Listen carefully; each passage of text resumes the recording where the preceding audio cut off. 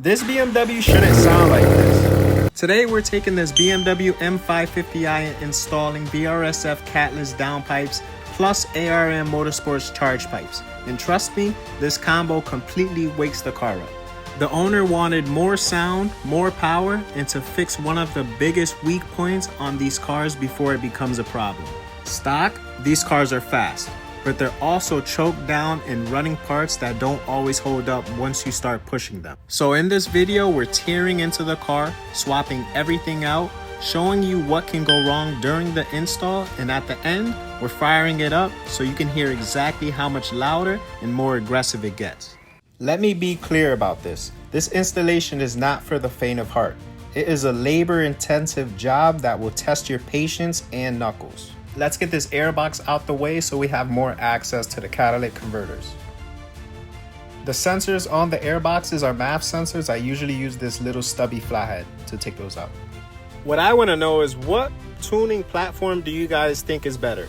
Boot mod or MHD? Let me know in the comments. Now both the O2 sensors on top, you want to unplug those, then you could pull the airbox right out. Here's one of the O2 sensor connectors. They're kind of tricky to find, and here's the other one. If you guys would like to support the channel, make sure to check out my merch on Tysautoworksperformance.com, link in the description. The airbox has a few grommets, you just have to pop them up. It doesn't need any excessive force, but you'll feel it. On each side of the airbox, there is a plastic air duct. Just make sure you pop them out with this flathead. Once the airboxes are gone, you have a lot more room. This reveals the real challenge, the heat shields. They are held down by a few E8 bolts.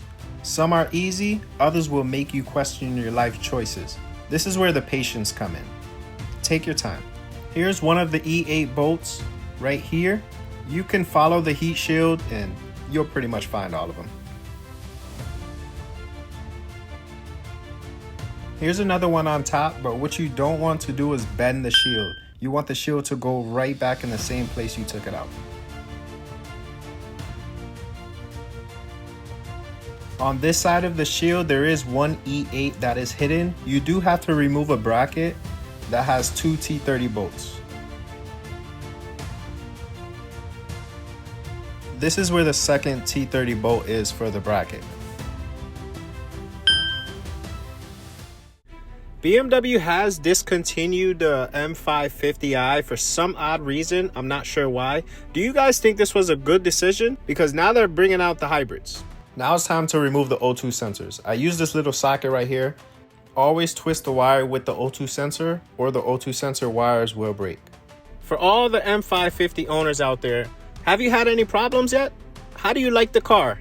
And do you think they could upgrade anything else? Next, remove the secondary cat O2 sensors. But before we do this, we're going to remove the shield.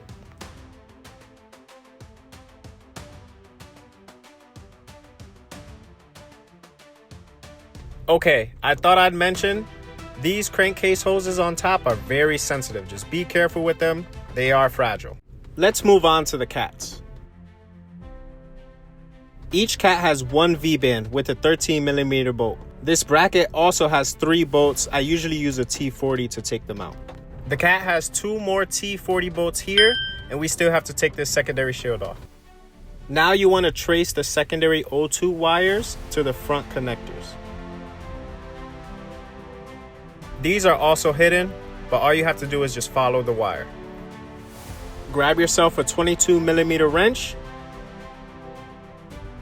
and pull away. These aren't usually that tight, so you should be good. Once you loosen the O2 sensors, you could just take it out by hand.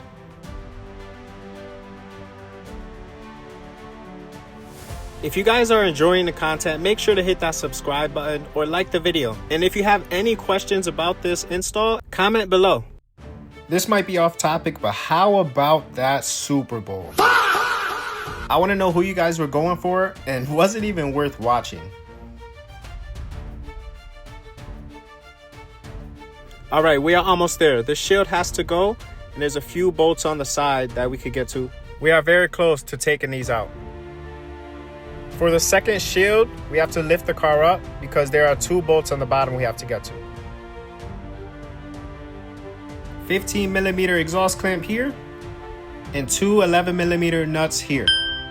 Same thing on the other side, but instead of the two 11mm nuts, there's two 13mm bolts. Underneath these BMWs, it is very tight, but if you have a long enough extension and a good swivel, you should be good to go. Here's those 13s I was talking about. All right, on this side, my swivel and my extension didn't fit, so I had to go 1/4 inch.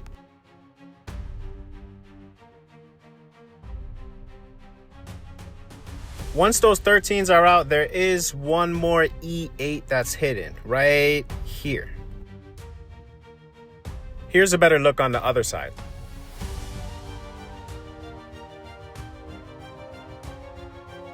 This E8 is very tricky, so I use a 1/4 inch ratchet with 2 extensions and a swivel. If you take your time, it will come out, but do not try to go too fast because you will strip the bolt, even with the correct socket. The mission for the 2 E8s is complete, but the job is not done yet. Before I lift the car back up, you do have to do one more thing. The exhaust you have to disconnect from the stock cats, or these will never come out. Don't forget this side either. Finally, this secondary shield is ready to be removed. I forgot if I mentioned this or not, but there is one more bolt right here. It's a T30. Look at it, trying to be sneaky.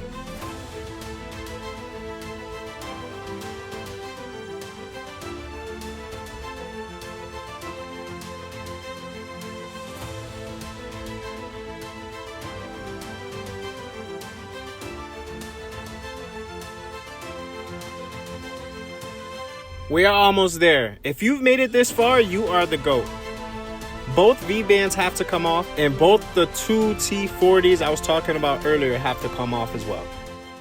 This is the ratchet I use. It gives me the most space out of everything.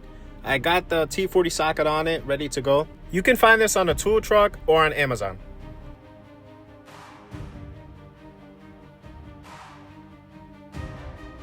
Loosen the 2 13mm V-bands on the cats, and this is where the fun really begins. This was attempt 1. I've done these countless times, and I always have an issue taking them out, no matter what I do. I had to take a break. Now for attempt 2. I'm gonna be honest with you guys, I wish there was a trick for this, but there definitely isn't. At this point, I did not know what to do. I tried everything. I was tired, my hands were cramping up, so yet again I took another break. And now it's attempt 3. Let's try to get this out this time. Trying to remove these cats was the most annoying thing of the day. Out of all the times I've done these, this was the most annoying. I'm telling you guys, I tried every trick in the book and nothing worked. I literally felt like I had to quit this job and find another profession until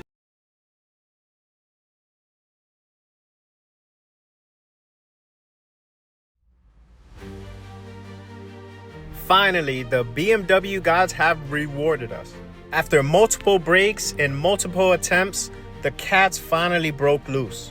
I'm gonna tell you guys, I hope you liked the video for this one because this was definitely a tough one. After what feels like forever, the stock pipes are out. Take a second to enjoy your victory and look at the difference. It's almost comical. The stock ones are heavy and insulated. The VRSF downpipes are light, sleek, and hollow. You're holding pure performance. VRSF provides 2 exhaust gaskets. Make sure you replace these. I usually use a pick to remove the old gaskets. Installation is the reverse of removal, but thank God it's way easier. The new pipes are so slim they slide right into place. Guide them in from the top, then get back underneath. Start by seating the pipe at the turbo and getting the V-band clamp aligned before you tighten it. That seal is critical. When installing these, it's kind of a twist motion. Kind of hard to explain, so just kind of mimic what I'm doing in the video.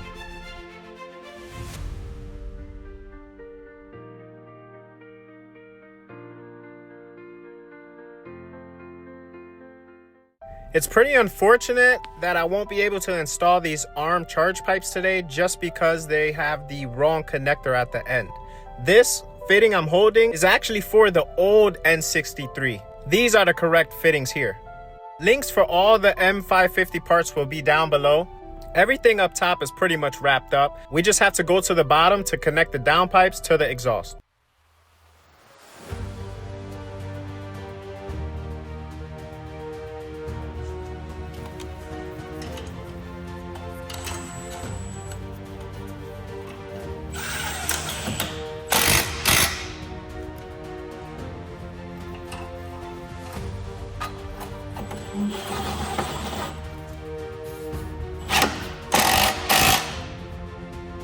It's time to button this thing up. Now we can install the secondary O2 sensors, the bottom heat shields, the top heat shield, and finally hear how this M550 is going to sound with the Catless downpipes. The new downpipes are in, and this is the part where you want to double check everything. Clamps tight, sensors plugged in, nothing rubbing or loose. When installing the airbox back, a good thing to do is make sure the engine bay looks like you never touched it. This is essential for customer satisfaction. I'm honestly curious how aggressive this one's gonna sound with this setup. Let's finish this up and see what it does on startup.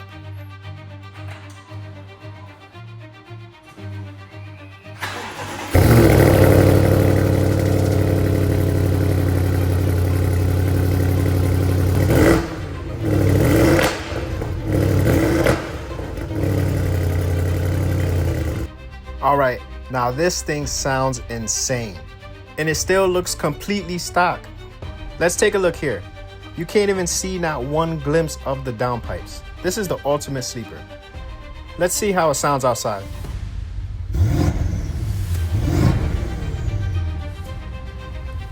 This thing sounds insane now. Definitely woke the car up. If you guys want to see more BMW builds like this, make sure you're subscribed because we've got a lot more installs, problem cars, and wild setups coming to the channel. And if you're thinking about doing this to your own car, drop a comment and let me know what mods you're planning next.